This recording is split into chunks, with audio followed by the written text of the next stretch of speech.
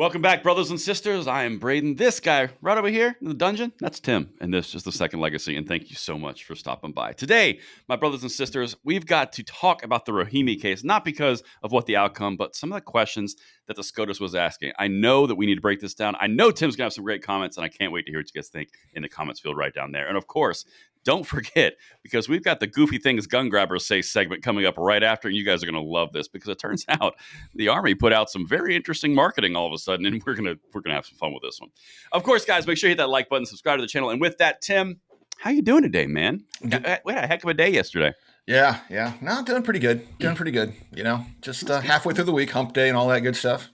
Hump day and all that stuff. Well, so you weren't listening to the Rahimi case. No. Right. No. So, I read through the transcript, and, of course, if you're not familiar with the Rahimi case, guys, the Rahimi case is the case around domestic violence restraining orders.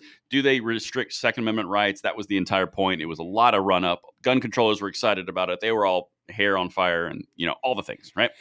Well, as we went into the actual discussion and the actual oral arguments yesterday, there was a lot of very interesting things that we want to bring up to your attention and break this down because we got a little bit longer format on the Second Legacy show platform. So with that, we're going to hit a few of the things that the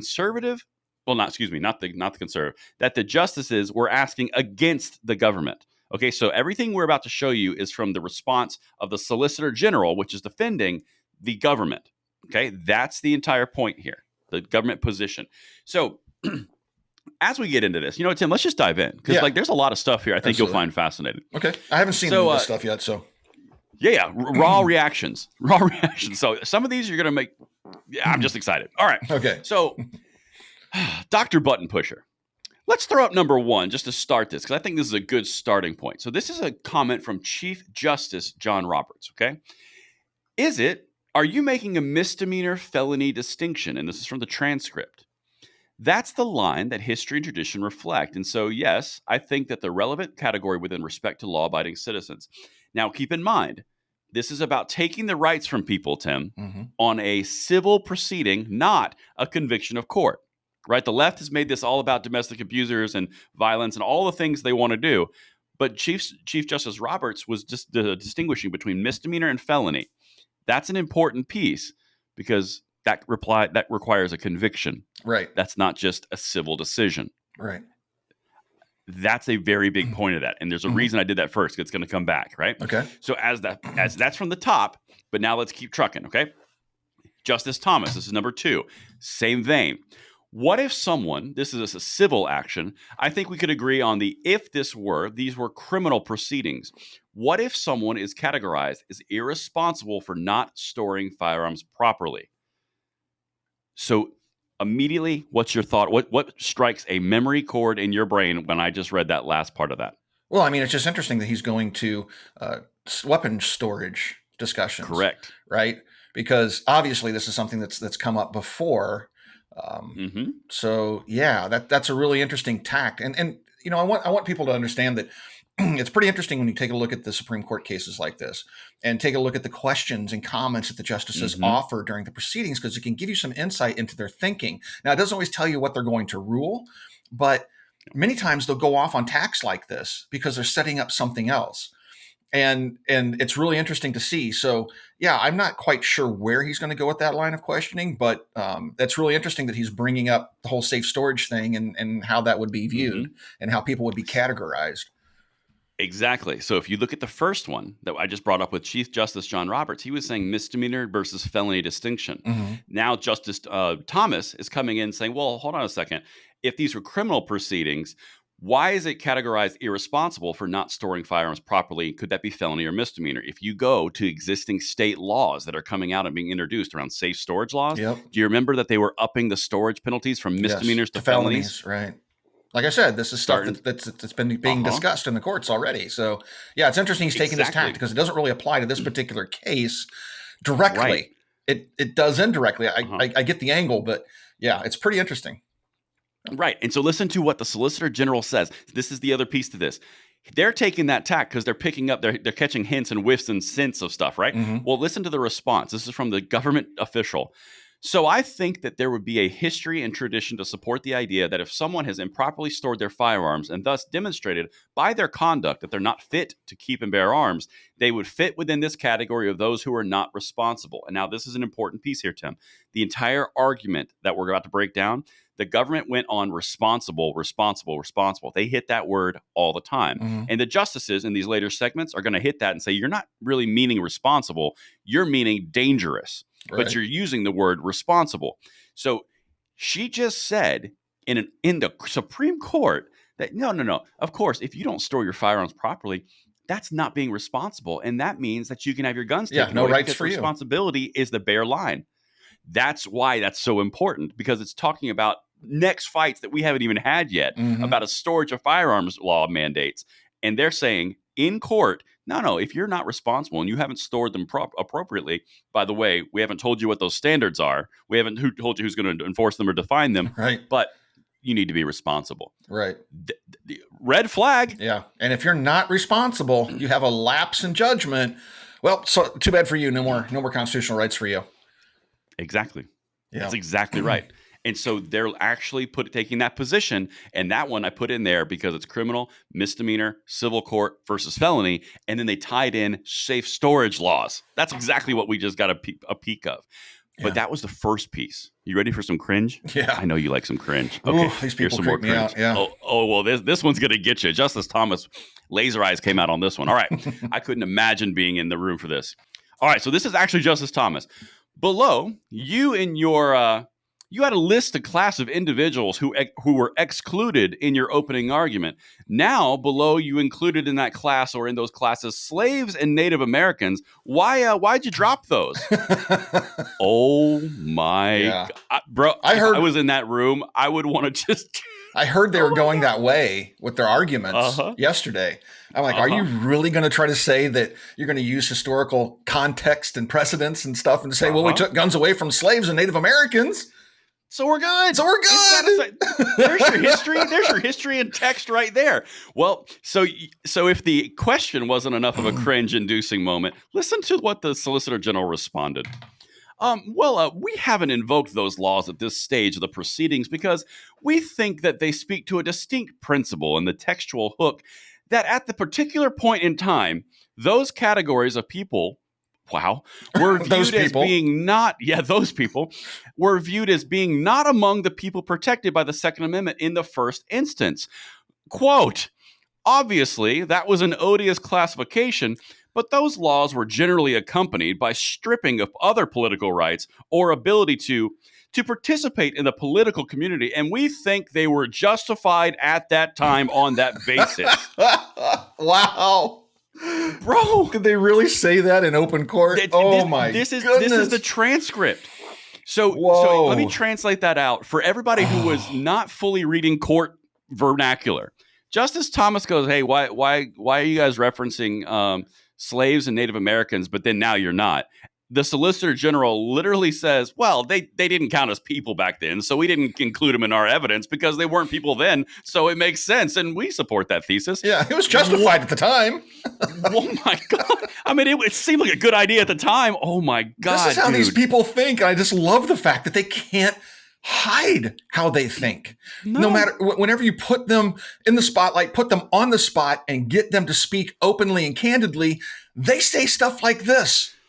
And they call us the bigots. They call us the racists. And we're the ones saying, no, our rights apply to everybody. But then they go in open court and they say, well, you know what? Look, they weren't people at the time. It was justified. And we understand the thinking, We're not there yet. We're trying to move that direction. We're just not quite back to that starting point yet. It's like, oh my goodness, these people are, and yet this will not be on any news outlet. No, not at all. Not MSCCP, not even Fox. Nobody will cover that statement, and that is unbelievable. No, it is. It's insane. And that's not the first time they've done it. We've covered it on this channel where they did it in the tactical machining case where they talked about the fact that it was okay for the Bruin decision in history, text, and tradition to be satisfied by discrimination against Catholics, Native Americans, and slaves. Like we've documented it. But, don't talk about that. That's uncomfortable. That's uncomfy.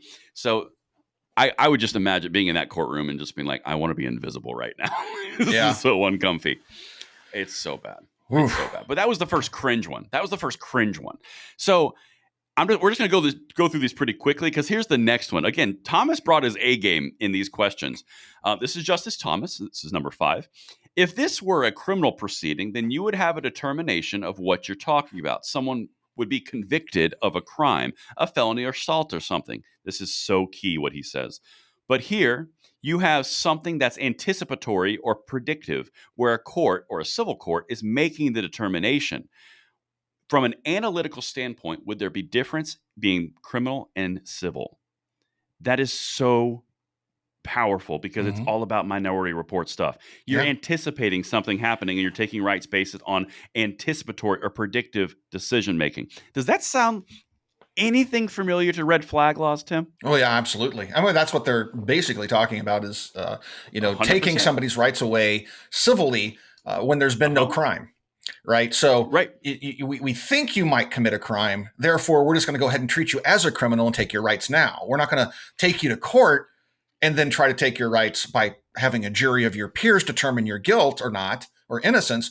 We're just going to go ahead and take them now. Then we're going to set you in jail for a year or two, or maybe just let you go home, but we're going to take your rights anyway and monitor your behavior until we can, prove you guilty or innocent in court. Meanwhile, we're just going to treat you as you're guilty. And that is at core what they're trying to decide here. Oh, absolutely. And this is where it gets really interesting, Tim, because you just brought up a good point. In this entire transcript, because it's a 105-page transcript, the justices continue to go back to a few different wells, a few different points. Multiple justices continue to hit on the same points. And due process was something that was brought up a lot, and concerns around due process. Now, the Rahimi case in itself was not a case around due process. They were completely not even touching it. But now if you zoom out a little bit and you look at the 3 things that we've covered just in these questions that the justices have asked, we've got misdemeanor versus felony distinctions. We've safe storage issues that have come up and what can you be responsible or not responsible and dangerous and what can be restricted. And now we've had red flag laws introduced into the chat. The reason this is important is not this case. It's what they're talking about. Right, because the justices are clearly thinking in a much broader scope than this case alone. They're trying to figure out how this fits into the overall anti-gun argument that they're going to be facing in future cases. So it's really interesting to see because this kind of indicates to me that some of the cases that might come before them, they're going to want to hear. Right, you never know if the vast majority of cases that get taken to the Supreme Court are never heard by the Supreme Court. But the fact that these justices are thinking about this and asking these questions tells me that they want to make a decision on these types of things. So those cases will probably get heard. So it's interesting.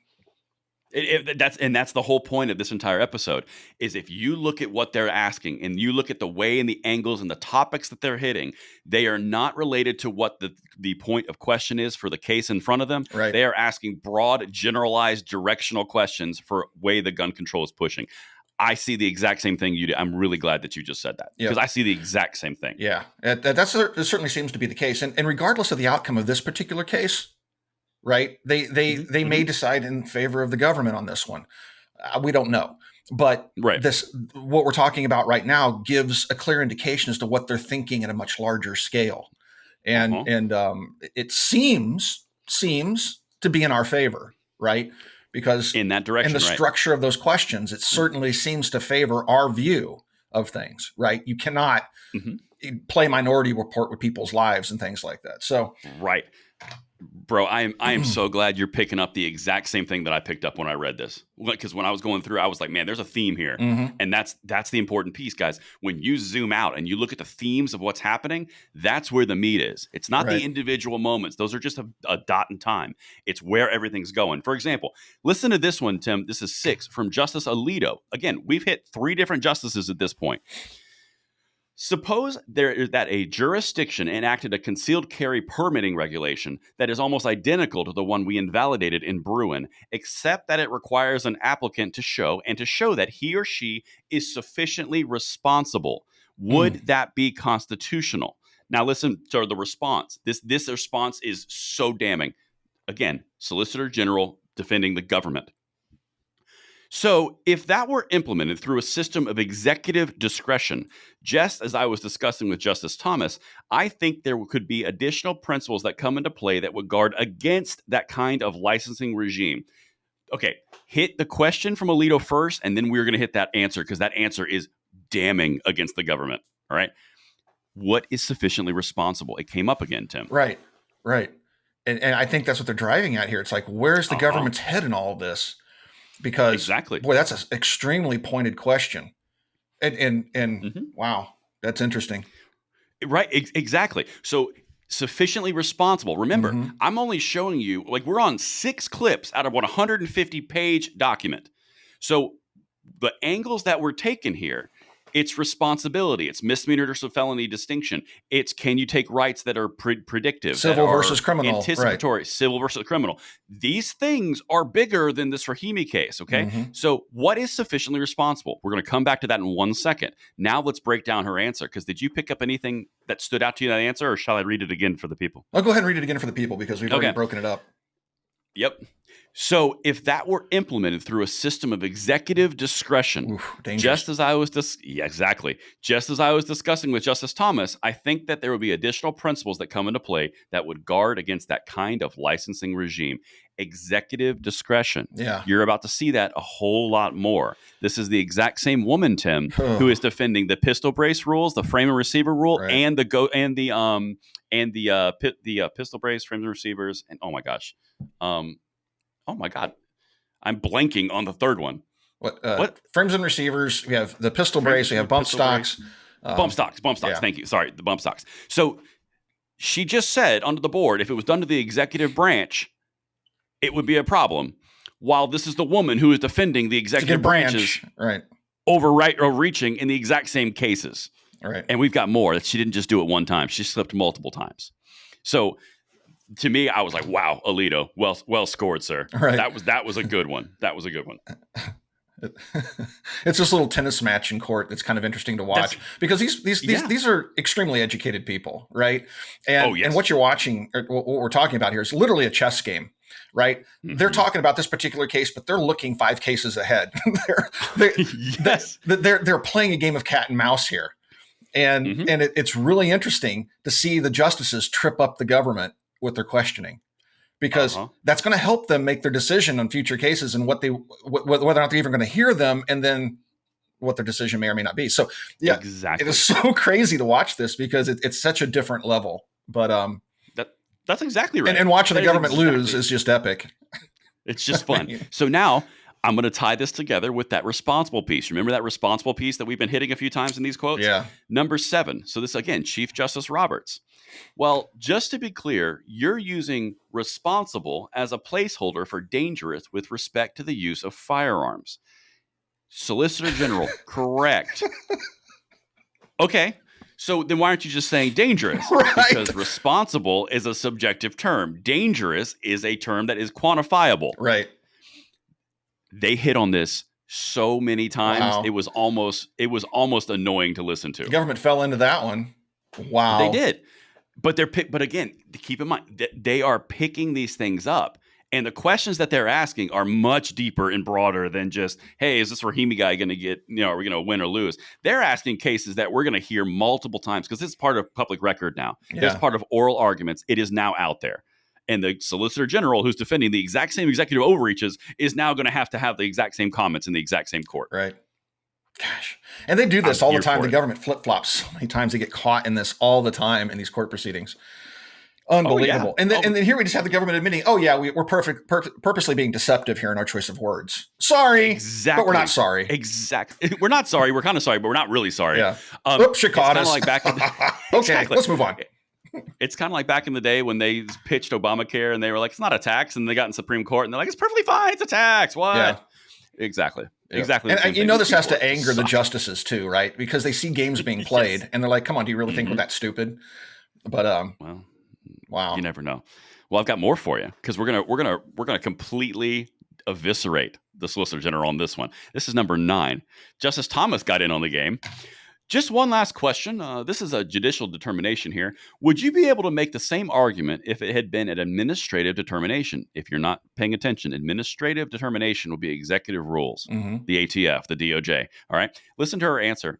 I think it would be far more difficult to defend an executive branch or administrative determination because of separate Second Amendment principle that guards against granting executive officials too much discretion to decide who and who cannot have firearms. They just destroyed their own arguments. Boom. Literally, this is the woman, guys, I cannot stress this enough. This is the woman who has brought all of the lawsuits against, or excuse me, has defended all the lawsuits against the pistol brace rule, the frames and receivers rule. She will be defending the bump stock rule in oral arguments. This woman just said, if it was done through the executive branch, you can't do it. Well, clearly, they understand the law. Clearly, this is a testament to the fact that they know what they're doing is wrong. Mm-hmm. They just admitted it. Yes, and twice. And yet, this isn't news. Nope, because it's boring. Who wants to read through a 150-page document? This guy. I'll do it, Tim. I got you. But yeah, is this not insane? Two different times in the same oral arguments where they've said the executive branch can't do this, and she's the one defending the executive branch doing this.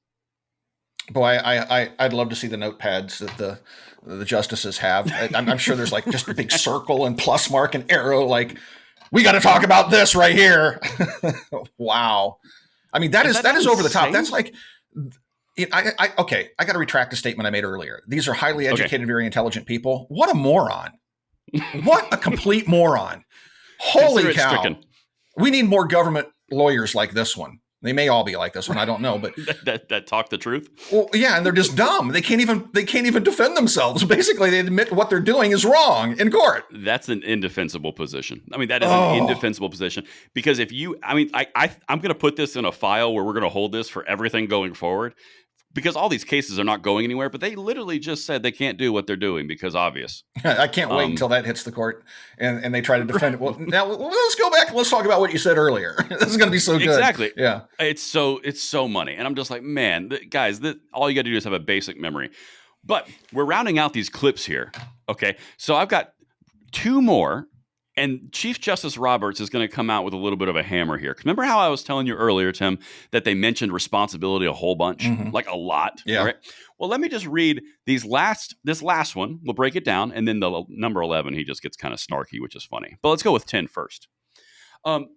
Chief Justice John Roberts, responsibility is a very broad concept. I mean, not taking the recycling to the curb on Thursdays, it could be a serious problem. If you're irresponsible, you don't. Setting a bad example by yelling at a basketball game in a particular way. It seems to me the problem with responsibility is that it's extremely broad, and what seems responsible to some is irresponsible to some, and that's not a big deal to others. So what's the model? Listen to this. What's the model? I mean, do you go back to what's irresponsible at the common law, or do you take a poll and do you see if the people think it's irresponsible? If you get into a fist fight and, sporting event where tempers are, what's the deal?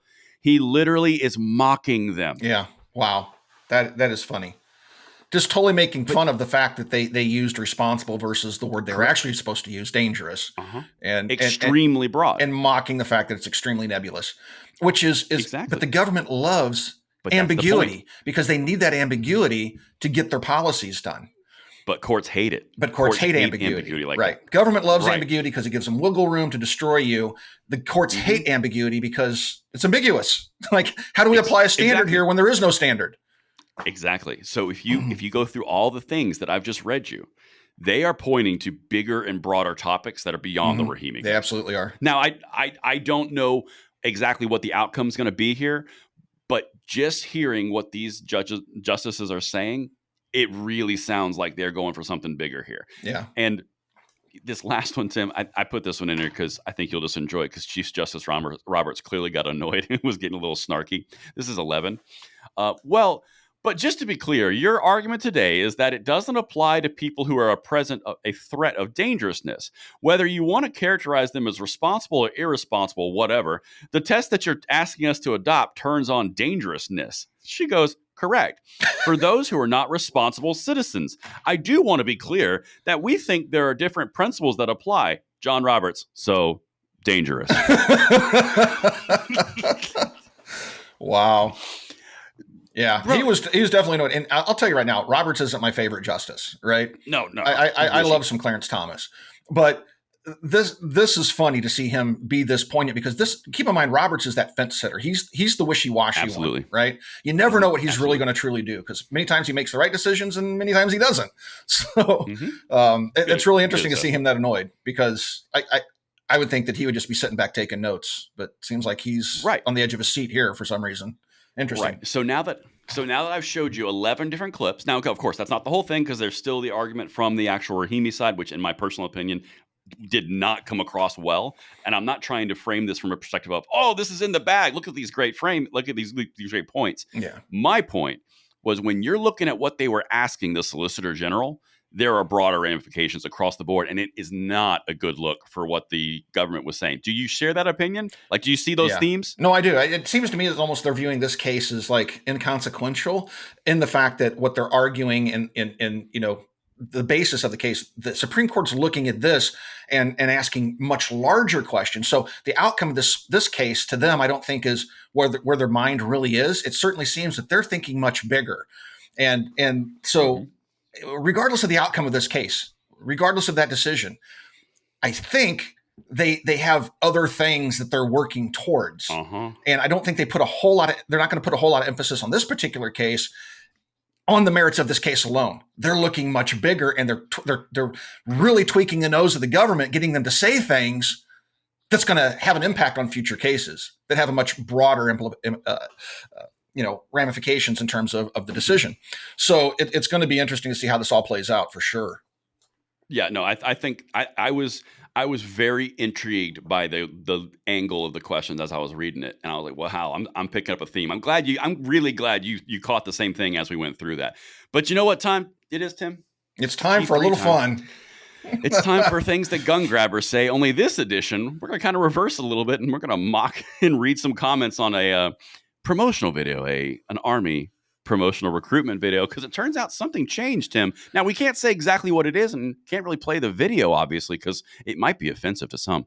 But we sure can look at some funny comments, because it looked like a traditional video, didn't it? It looked like an old, 80s or 90s military ad, where you actually do soldiering and jumping out of airplanes and, actually representing what the military might be doing versus the wokeism that the military has been pandering to the last couple of years. Yeah, it's weird. Yeah. It's weird how this felt so different. But you know what? It wasn't just us, Tim, that noticed this. No. Let's dive into some of these comments, because these comments are pretty good. So funny. For 13, let the diversity go win wars for you. Right. Just remember, they renamed all the forts because some people's feelings were hurt. That's what they think about you and your heritage. Not this time, not this war. Avoid. Okay. Yeah. Okay. I like where this is going. So keep in mind, guys, we haven't played the video. So the video basically is a bunch of white guys in an airplane. They're parachuting out of the aircraft, and it's an ad, right? And so what they're mocking here is saying, "Where's your diversity?" It's because it's just a bunch of white guys. There's no diversity. They don't have a female. They don't have an Asian. They don't have an African American. It's just a bunch of white guys jumping out of an airplane. And so they're mocking the fact that's like, where'd your diversity go? Yeah, it's so good. And some of these, I'm just reading tweets, so I can't get in trouble. And like, legitimately, we're just putting color around this, like explaining the situation. We're just letting the comments go. I mean, we'll link to it down below. Really, you can read them for yourself. Develop the flavors. It's just so good. So I'm gonna let you read one of your favorites later in a second. But here's one of mine. No time for diversity. Now that it's wartime, huh, guys? Yeah, number 14. No time for diversity. Yeah. No, it's wartime. And then again, where's the diversity? Yeah. Wait a minute. That's not good. And then another follow-up one. Here's like, white dudes back in the ad. Things are getting serious. Right? I know. I really wanted to re-enlist, but I don't see any Latina ex-females in wheelchairs. Not sure where I'd fit in. Oh my God. I mean, these people are just brutal. They're savages, man. They're savages. You want to read? I know you want to read number 17. I do. I know Number 17, 9mm SMG makes some really funny posts, and I saw this one when he posted it, and he definitely ratioed the Army on this one. He got far more likes than they did. He posted white men in an Army commercial instead of obese they-thems telling their story about how the Army helps them live their life as a polycat family. You must be looking for bullet catchers to fight another BS sand war. Too late, pass. I mean, and then look at the numbers. I mean, 11,000 likes, 126,000 views on it. Sub 132 shares. Exactly.